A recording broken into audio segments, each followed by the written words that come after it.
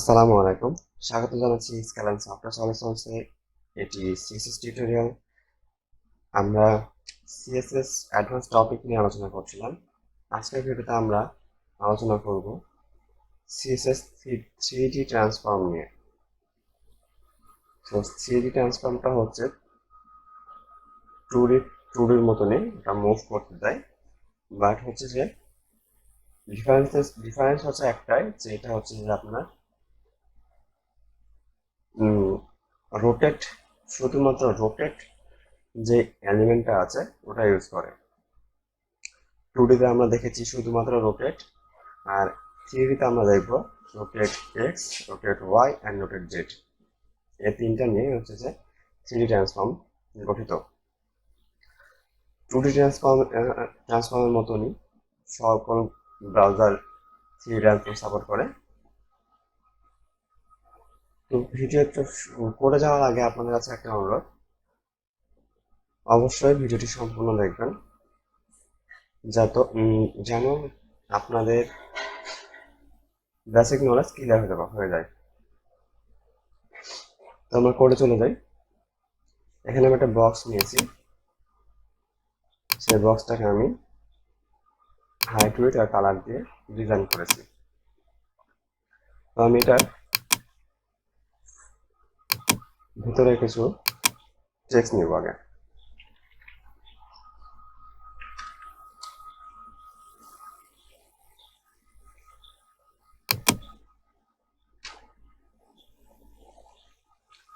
এই টেক্সটটা নিয়ম যেন আপনারা বুঝতে পারেন যে এটা কোন দিকে মুভ হচ্ছে। এখানে আমরা এখন ব্যবহার করব হচ্ছে রোটেট এক্স।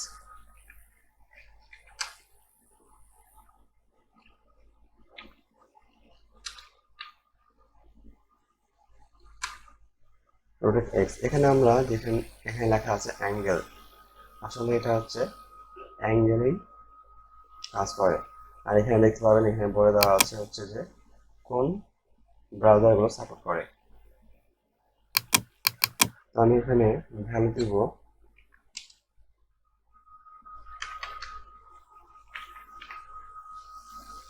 150 ডিগ্রি। যখন দিয়েছি দেখেন এটা উল্টায় গেছে, এটা বিপরীত দিকে চলে এসছে।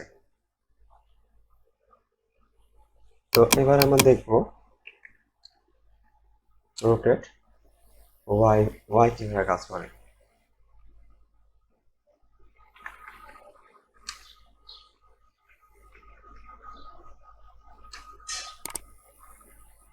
রোটেট ওয়াইটা অ্যাঙ্গেলে কাজ করে।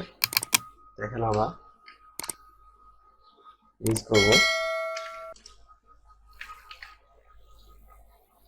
দেন এক্স এরটা কিন্তু উল্টায় ছিল ওপর নিচ, ওয়াইটা উল্টাইছে দুই সাইড। তো এই হলো এক্স আর ওয়াই এর মধ্যে পার্থক্য। তো আমাদের লাস্ট মেথড আছে একটা, সেটা হচ্ছে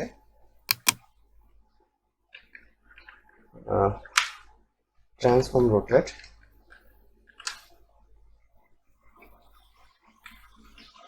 জেড জেড অ্যাঙ্গেলটা কিভাবে কাজ করে।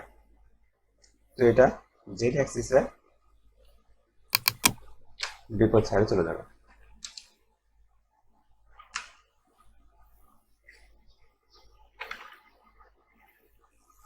তো দেখেন এটা কিন্তু দুদিকেই চেঞ্জ হয়েছে, লেখাটা উপর নিচে এসছে এবং ডান সাইড থেকে বাম সাইড এসছে, মানে হচ্ছে যে ওটা এক্স অ্যাক্সিসে বিপরীত সাইডে এসছে। তো এভাবে আমরা 3D ট্রান্সফর্ম করতে পারি। তো আজকের ভিডিও পর্যন্তই। আশা করি আপনারা ভিডিওটি বুঝতে পেরেছেন।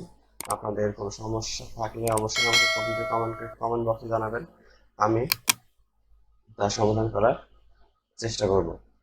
আজকের ভিডিও এখানেই শেষ করছি।